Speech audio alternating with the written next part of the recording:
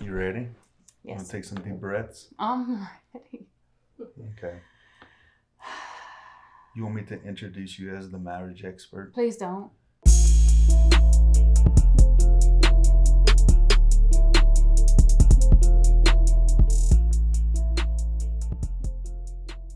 Today I got special guests with me, Brandy Gaspar, my wife. Um, we're going to talk today a little bit about health and fitness. Um, you know, it's very,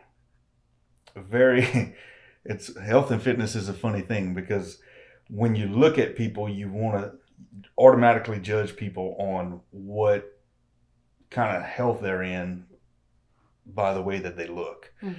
And some people could look at me and say, man, that guy really looks good. And other people look at me and say, man, he looks like damn it to hell. And, I need to lose 20 pounds or whatever. So it's more than just what you look like physically. It's really a lot to do with your mental part of it and actually being healthy. I know people some people are judged to be overweight, but they're actually 100 times healthier than me. And then I know some people who really, really look good physically, Mhm. but internally they're probably about to die. So, a little bit of backstory. And of course, I'm looking at you like I'm telling it to you, but you Okay. actually lived it with me. Mhm. Um, in 2014, I was diagnosed with muscular dystrophy. So I'll recap that just a little bit.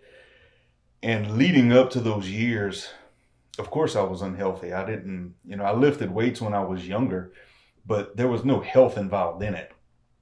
And it was just lifting weights. And as I grew older and got diagnosed with muscular dystrophy, and especially within about 2 years before I was diagnosed, I was so unhealthy and so big and overweight, but unhealthy was the main portion. Mentally, physically, I didn't even want to go to the doctor because I was scared to figure out what I had, what was wrong. And once I faced it, um, that's when things started to turn around. And the funny thing is, when I was unhealthy, and before I really decided to change the way I looked and the way I felt and started working out, um, I didn't even know anything was wrong. Mhm. Right. I just thought how I felt was normal. And once I started making those changes, and I'm not going to mention the name of the diet that they put me on to get me to lose weight because I was losing muscular dystrophy. Um, so just scientifically speaking, the lighter I was, the easier it would be for me to move. So they put me on this diet that I had to eat those of you who can't see the video, it's probably about a 1 inch by 3 inch by a half-inch thick bar Yes. that tasted like shit. And it was terrible. And I had to eat one every 3 hours. So I'm a big dude. At the time, I was weighing close to 300 pounds, if not 300 pounds, because I was scared to weigh myself. And now they literally just went from eating probably 2 links of boudin in the morning, jambalaya during the day, rice and gravy, all this stuff, to eating this little bar every 3 hours. To say that I was frustrated and aggravated and angry, Miserable and grouchy. miserable and grouchy, that's putting it super lightly. Mm-hmm. It was terrible, terrible. But as I started losing weight, I felt a little bit better. Now, I still didn't have the muscle. And then, long story short, for those of you who may or may not know, I do not have a trace of muscular dystrophy or the specific mitochondrial myopathy in my body at all. And I believe wholeheartedly that it was because I committed my life to Christ. Now, that's going to be a podcast for another day, but I did want to touch on that because it is relevant and very, very significant and important to everything that I do on this podcast, everything that we do on in everyday life. Mm. So it has to be centered around God. Now, I cuss a lot, so you might question that if you're very religious. But I don't give a damn about your religion, because more important, I don't, you can change your socks religiously. You can wash them religiously. You can do anything religiously. I'm more concerned with the relationship that you have with God. But I digress. So getting back to how I was when I was very unhealthy, Mm-hmm. what effects did you feel, Brandy, on our marriage and on the way we went about everyday life, and what did you notice and all that? At the time, actually, I really didn't notice anything. I just, like you said, thought it was normal. That was our normal. We ate what tasted good or what was convenient, basically. We just went about, our normal everyday life until one day we both looked at each other and realized that our normal was not good for us. Wasn't healthy. Now I can look back and see the differences in our energy level, our mood, how we look, all those things. But at the time, I really didn't notice. But now, hindsight, now I can see. Yeah. Mm-hmm. And that's the funny thing. It's like when you have a problem, now we're talking about fitness, but it doesn't matter what problem you have. Most of the time, you don't even know that you have it. Or if you do know that you have it, you just feel like you have to live that way. Mm-hmm. And you don't. You have a choice. The choice is yours. And again, I go back. I told you I'd repeat myself. It's not easy, but it's very simple to make those moves. So what we did is I joined the gym, started lifting weights, Mm-hmm. tried to get her to come with me. She wouldn't. And because again, my whole past was lifting weights. I never did much cardio.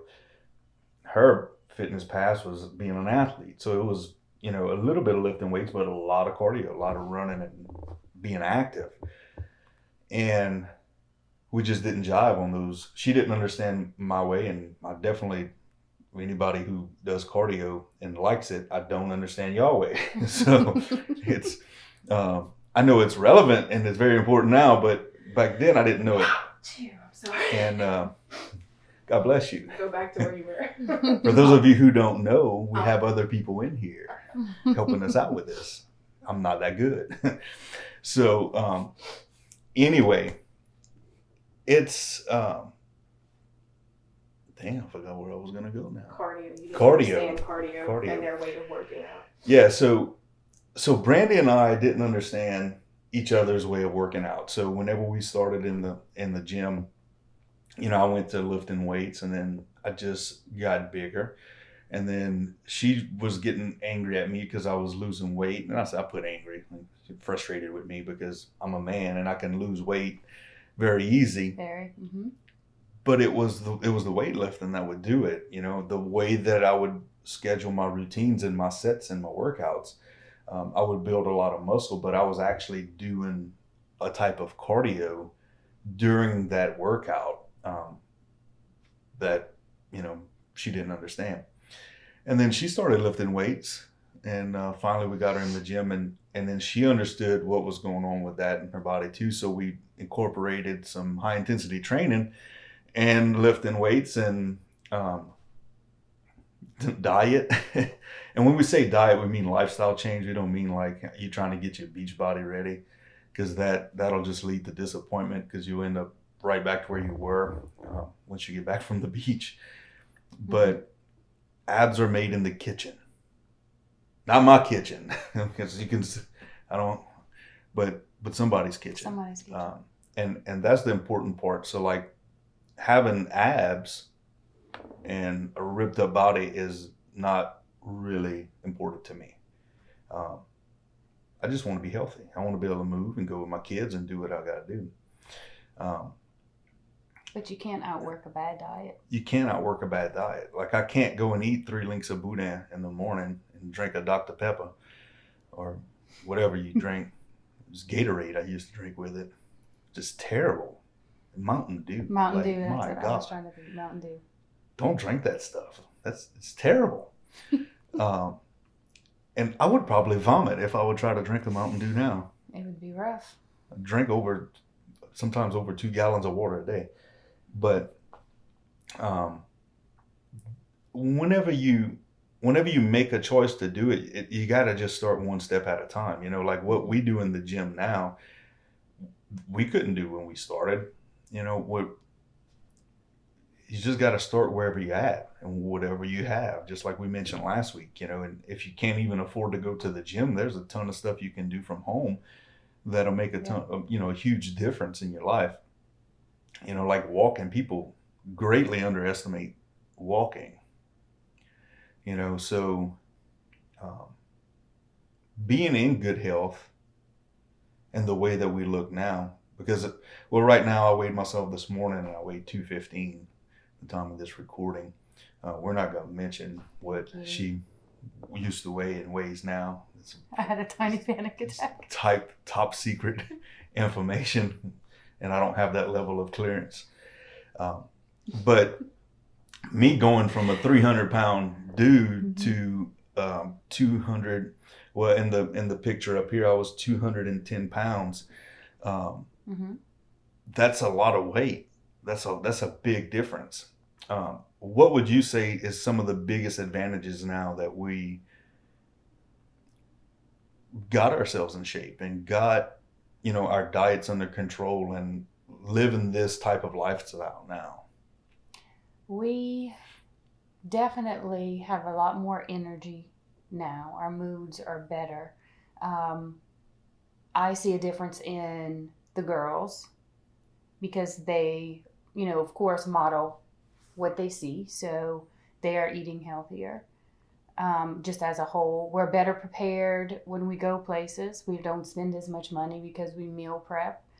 All of those things. I don't think any of us have been to a doctor for anything other than a checkup in years, probably. Yeah, I don't remember the last time I've been to the doctor. Right. So we're definitely healthier. Our immune systems are working. So 2 things stood out, and this is for the guys. So energy and mood. Your testosterone levels are going to go up when you get in shape, for sure. And for those of you who need testosterone therapy, go get that. Don't wait and think that you're less of a man to go and get that. It's going to change your life. My God, I had to do that at 30 years old. Probably. My God, I can't even. So your mood's going to get better with it. Your energy's going to get better with it. And then, of course, if you're doing a great diet and or a decent diet, even, if your diet sucks now, a decent diet will change your life. And a good workout plan, you're going to start changing. And then again, one of the main things, let's just put it out there, your sex life is going to be incredible. That's one of my favorite things. But hey, that's just me. But you got energy. You're not feeling like you just had to, haul a train down a track, when you're done. You have energy, like you feel good. You want to do it. And then you're going to be more attractive to your spouse. You're going to like all of those things, Working out together is a big deal. That changes things too. Yeah, if you need to improve your sex life, work out together. That will definitely. Yeah, because it's definitely give it a boost. And it's a lot less, like for me, I know it's a lot less of what you actually look like and more of seeing you put in the effort and all the time and effort into it. That's what makes the difference. That's really what, if my kids try to do something and they screw it all up, but they were trying, man, that goes a long way. Like, they're not going to get in trouble for screwing it up. Now, if they don't do it and refuse to do it and I got to make them do it and they screw it up, well, then that's just, there's so much wrong with that, But you got to put in that effort. You got to, everything takes work and it takes time. Lots of time. you know. But you know, again, like some people can look at us and think, wow, they look like crap, you know. But you can I'm about to be 40, so you can safely say that we're in our 40s about. And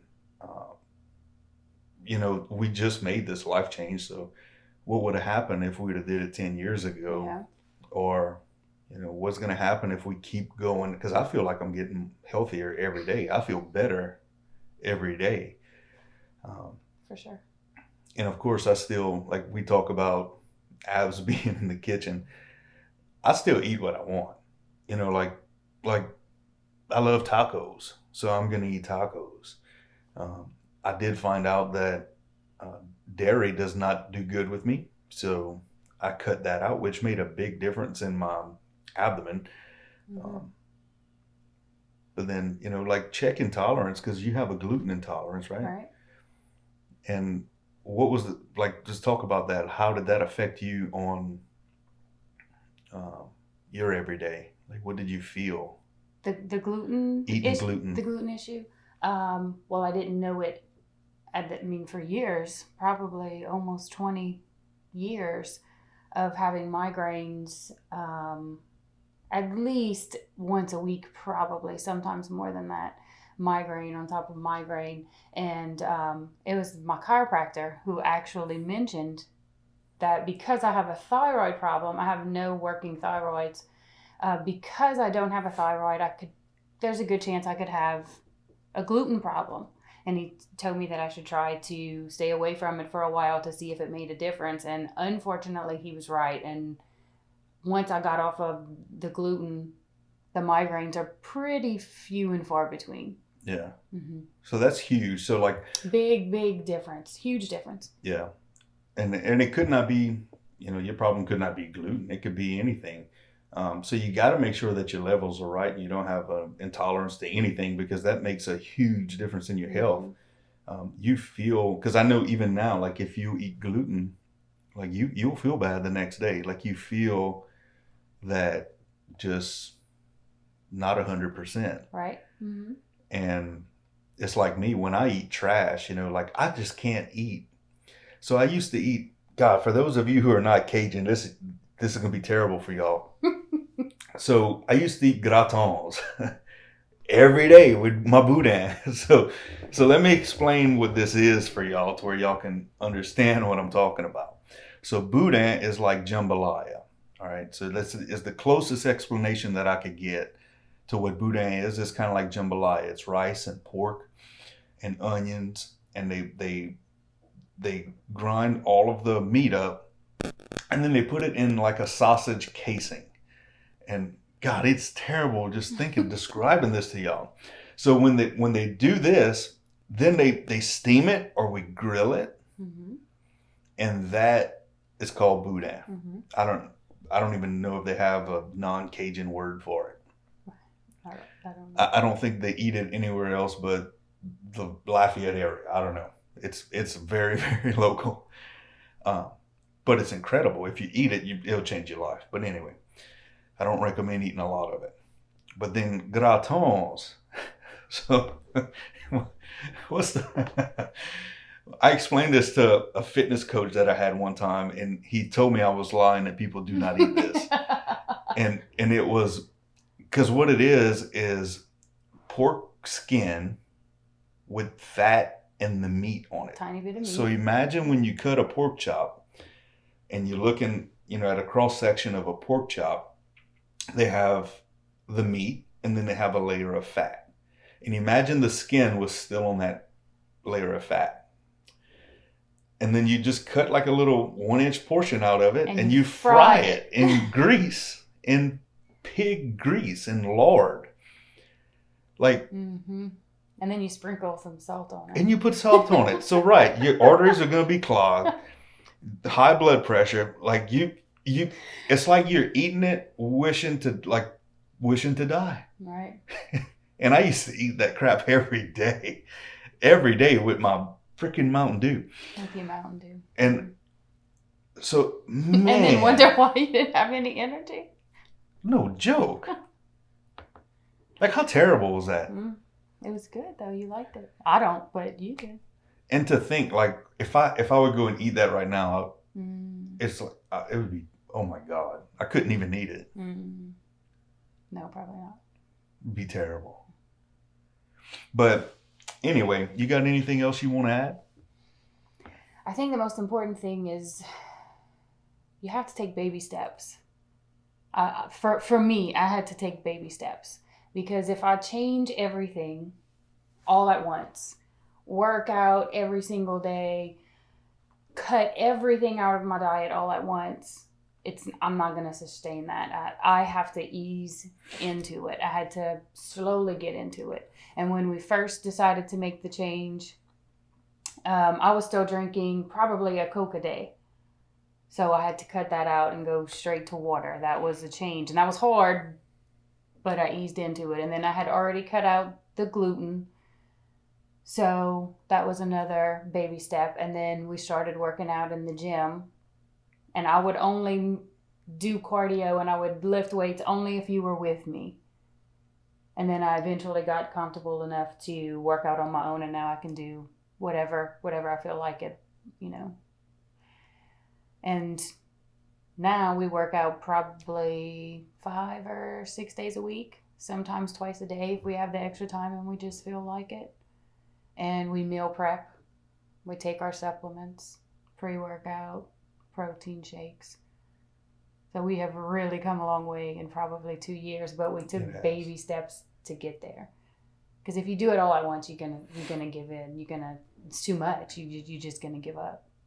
Yeah, you can't sustain that. So, and that's true in every area of life. So, you know, we're talking about fitness, but this can be just used on anything, because, you know, Tom Shea, a good friend of mine, he's spent 23 years as a Navy SEAL, and he talks about doing simple things. You know, in combat, that's what they would do. It wasn't big changes. It was like, what one thing can I do right now that can make a change? And then you just add one more thing to it, one more simple thing. So it's what we're doing now seems so complex to somebody who has never seen it done. You know, like somebody who's just starting in their fitness journey would look at us and be like, oh my God, I can't do that. And you're right. You can't jump in and do what we're doing. And it would be like if we were trying to do a fitness competition, like, you know, bodybuilders and those things. Like, we wouldn't be able to do that right now. Like, we'd have to add one simple thing to it. So don't get discouraged by that. And please, I can't stress this enough. Don't compare yourself to anybody else. Right. And there's no end game. There's none. I mean, the end game is whenever y'all going to be like, hey, he's dead. You know, that's the end game. You can set goals that you want to reach, but there is no end game. It's a lifestyle. Exactly right. That's why you can't have a diet. You just have to eat healthy every day. Perfect. Make healthier choices every day. You don't have to be perfect. You just have to be better. And then how you start your day, right? So like how you start your day, if you 100%. can make that healthy choice in the morning to wake up and drink some water, you know. And you're not going to be motivated every single day.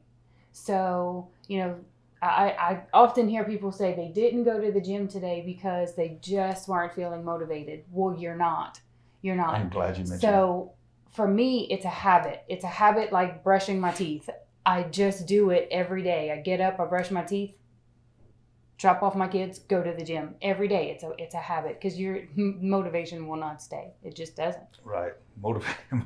Motivation is what gets you started. Right. And yes. Yeah. Discipline's what keeps you going. Right. Habits. Yeah. You have to be disciplined. And it has to be a habit. When you realize that you're doing it for a reason, then that reason needs to be big enough to keep you going. Yeah. You know, if it's going to be, I want to be healthy for my kids. Right. You know, it could be anything, really. You know, I mean, for me, it's all of the above. Like my job, you know, I have to look a certain way for doing what I do, right? I mean, so that's part of it. Yes. I have to be, you know, now that I've experienced sex in the way that I can be in shape, that's a motivation. Or a discipline, should we say. You know, I want to keep that. That's a strong enough why to where I can continue and waking up and making good choices. You know, being able to go and run on the side of my little girl while I'm teaching her how to ride a bike, that's huge. Yes. I couldn't have did that a few years ago. Right. So all of those things, they blend together, you know. So don't depend on motivation, because it's not gonna stay. It's not gonna stay. Well, Yeah. all right. This concludes the episode 3 of the Jacob Gospel Podcast. One thing I do want to mention, if you got any health and fitness questions, feel free to message me. You know, shoot me an email, jacobgospel.com. That should be up. Shoot me a message on Facebook. All that stuff should be very simple for you to find. Instagram, you know, shoot me a message on there. Make comments. You know, I'm real easy to find. So if you got any questions on any of those things, feel free to ask, and don't be embarrassed to ask, because let me tell you something. We all start at the bottom, and we are all ignorant to things that we don't know about, right? That's what ignorant is. We just don't know. So there's no question that you can't ask. So feel free to send me those, and I'd love to help you along the way. So anyway, this is it of the Jacob Gospel Podcast with special guest Brandy Gospel. So make sure that you subscribe to us on YouTube and go and like and share these videos. Like us on Facebook. Share that with all your friends if you find this adding value. And then on all your podcast stations that you watch or listen to us, make sure that you see us on there. We'll talk to you soon. Bye. It's like the perfect setup. Y'all are good. This is episode 3, right? Yeah. Yes. Yeah.